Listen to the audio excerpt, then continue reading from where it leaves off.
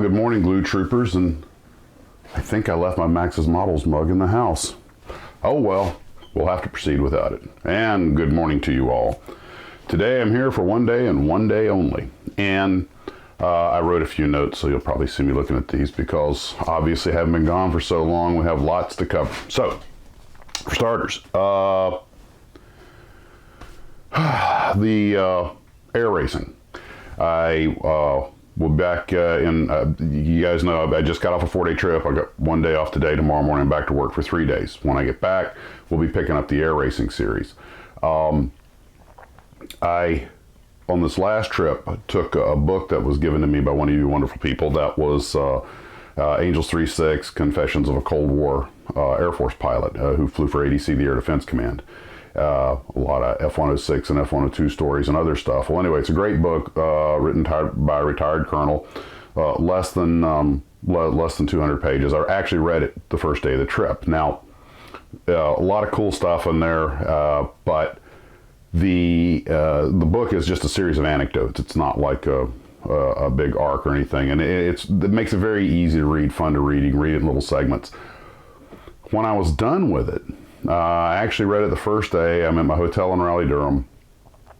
We got in fairly early. I read the book, enjoyed it immensely. I had a deadhead flight up there, so I read first 40 pages on the flight up since I was in the back of the plane. Anyway, early the next morning, we're down in the lobby, and the very nice lady working the desk sees the uniform, asks about being a pilot, tells me her son is desperate to be an Air Force pilot. And I thought, I have just the thing for him. And since you people have been so generous to me, I thought, pay it forward.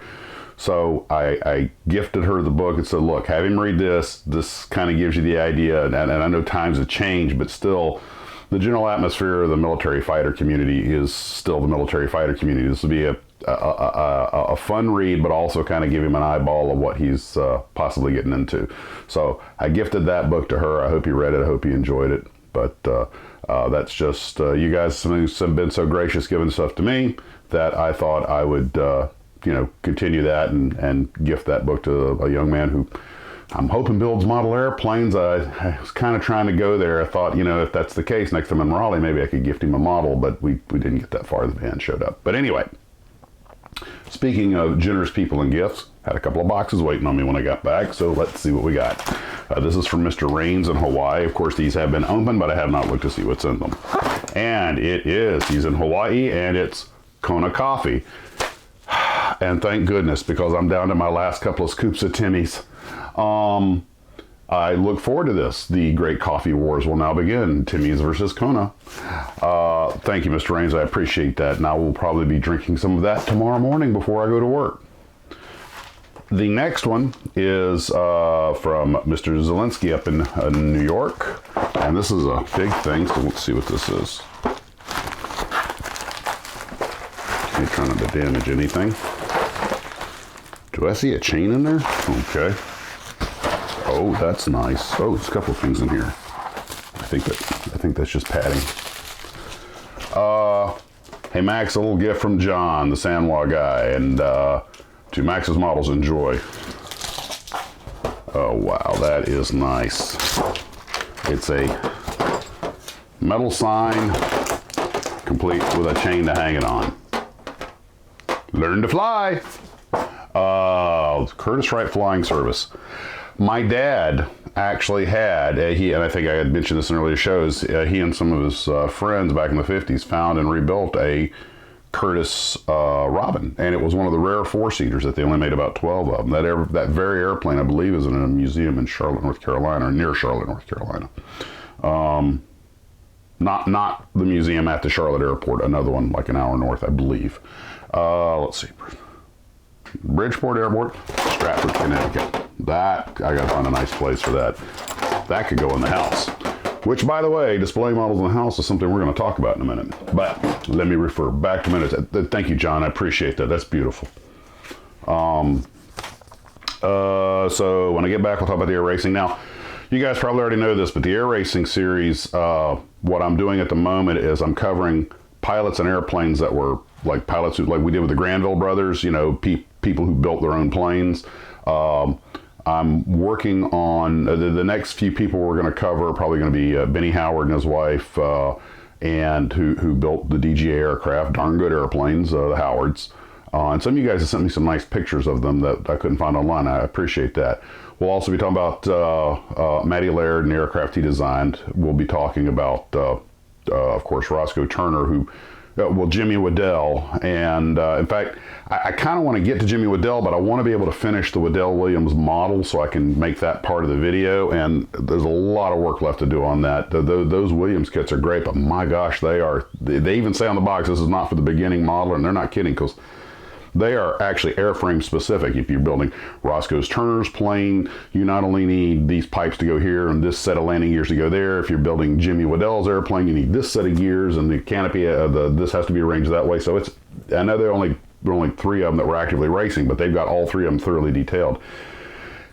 I'm still undecided if I'm going to chicken out because of the complex paint scheme and the matching paint issues and just put it in Jimmy Waddell's colors. That kind of almost seems, I'm at this little crossroads, existential crisis, whatever existential means. The Roscoe Turner is a pilot I've been hearing about my whole life. The only person I ever knew that knew the guy personally, and didn't have the highest opinion of him, but you know, everybody's got personalities. But he's still an extremely colorful, well-known character, so I'm thinking I'll do the Roscoe Turner plane, but it's got that super complex paint scheme, and the decals, as we talked before, the decals only cover so much. Some of you are going to have to match paint or stripe the entire airplane yourself, and think, man, that is going to be a lot of work. The Waddell job's pretty much black and white, literally, and pretty straightforward. I'm thinking that would just be so much easier, and also, that was Jimmy Waddell's plane. He's the one that started the whole thing. And in some ways, it's more striking. The black and white stand out, whereas the cream and the orange and everything, you know, and I still haven't made my mind up. But I got to make my decision soon, because we're getting to the stage in the construction where it's almost time to start. I got to decide what landing gears I'm going to put on, and of course, they're different. One of the reasons that kind of is tipping the balance towards making the black and white Jimmy Waddell airplane is that I want to get this series on the road. It's just a matter of scheduling. It will take me a long time to put the Turner paint scheme on there, and that could just kind of delay production. And to be honest, I'm really afraid of messing this model up, and I just don't think I'm going to be able to do as good a job. My skills on painting and everything, it's kind of, man's got to know his limitations, as Clint would say. So anyway, enough of that. I'll work it out. The WinMac video. Since I finished the book on the first day and gifted it away, I had plenty of time the next couple of days of the trip, so I started doing research and making progress on the WinMac video. Although I know WinMac is a little outside the normal purview because they mostly made motorized, you know, pre-made models, but they're important to the models in general, even though they didn't make kits the way we think of them, and I think they're worth covering. And by the way, if any of you guys ever had a WinMac engine or a WinMac model, tell us about it in the comments below, would you?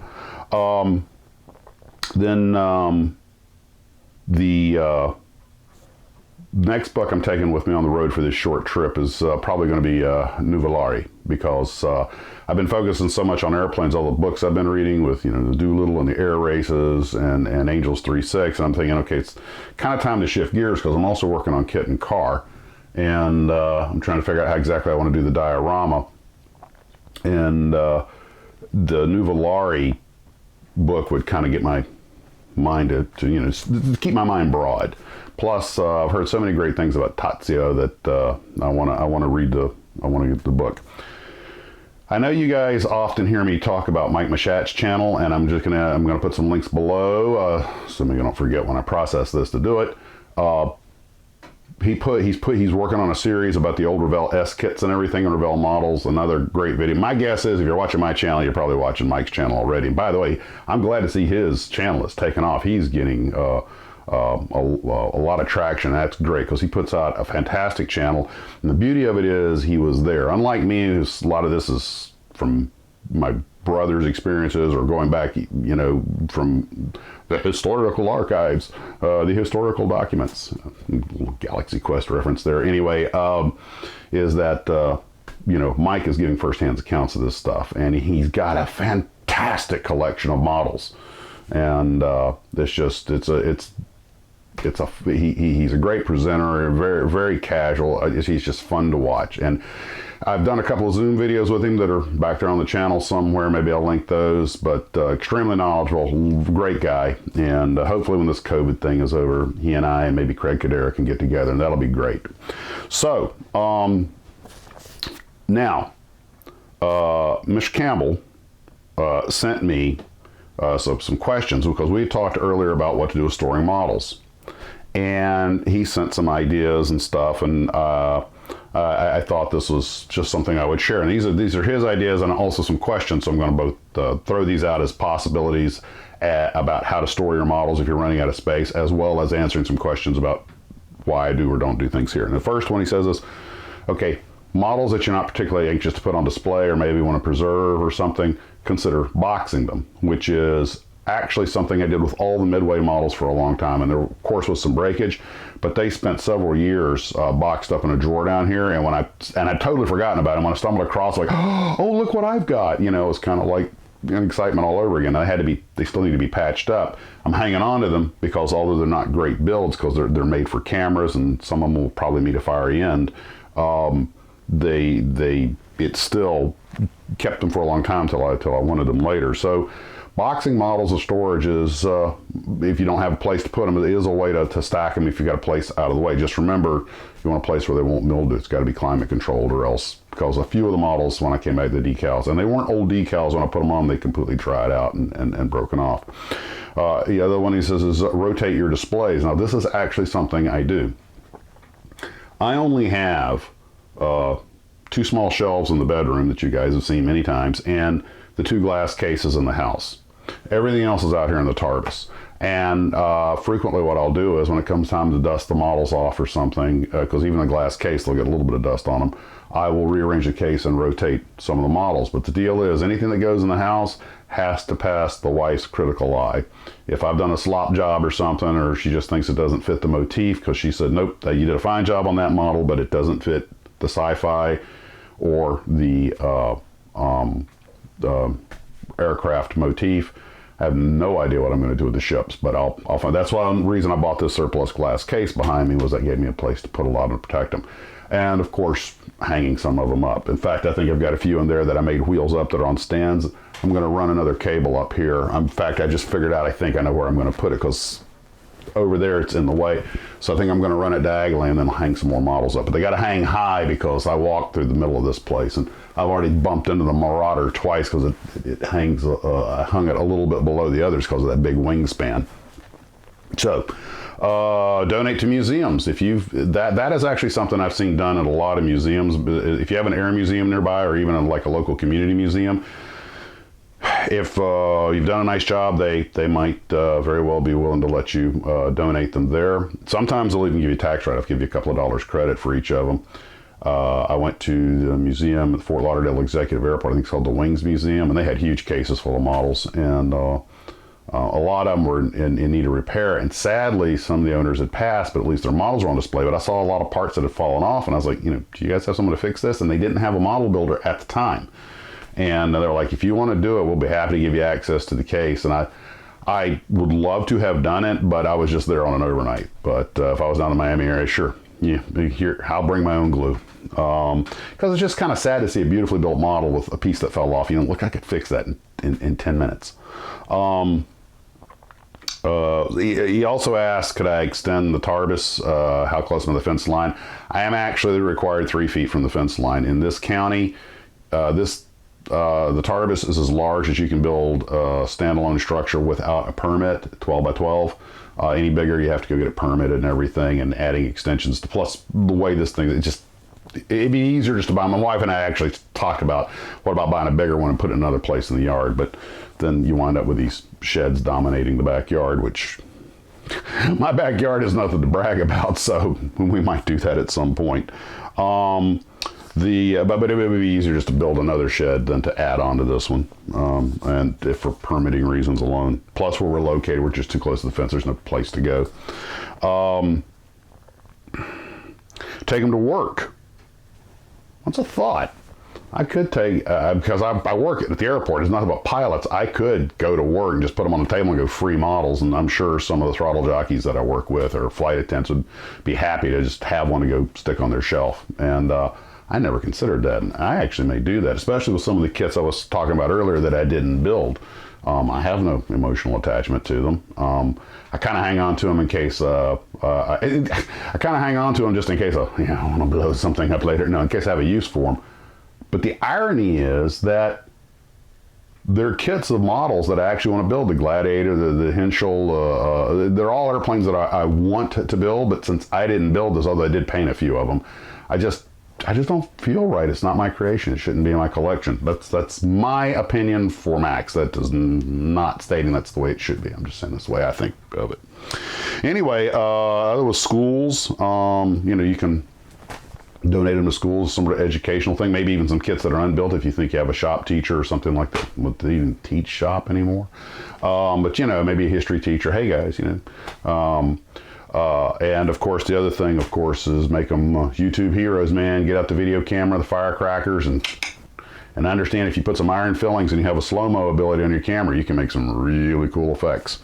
And that brings up the last thing I want to talk about. The airplane I'm about to show you, you guys will be seeing on the next viewer build. This is one of many pictures that Mark sent to me, and he's done a fantastic job on these D8s. But what I want to show you is how he just grabbed some paper and put it behind to give them a neutral white background the airplanes would pop against. By all means, just send the photos the way you have them. It's not the end of the world.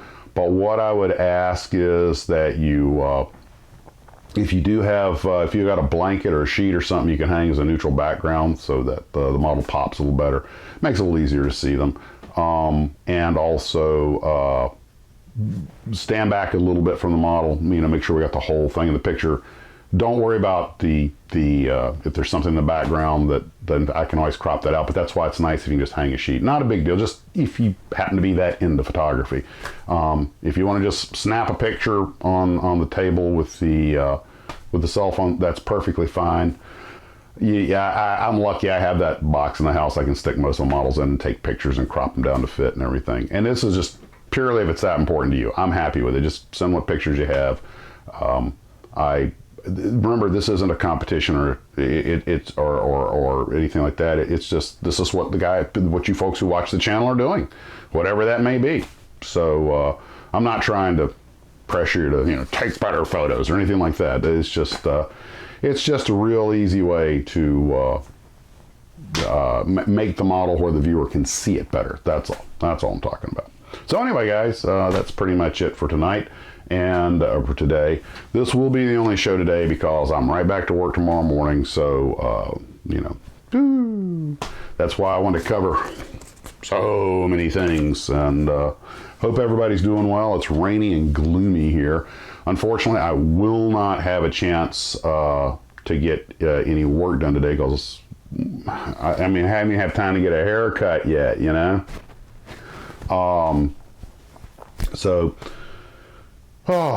thanks again, guys. You're all incredibly generous. I hope you're having a wonderful day. We'll see you later. And in April, we build Model R.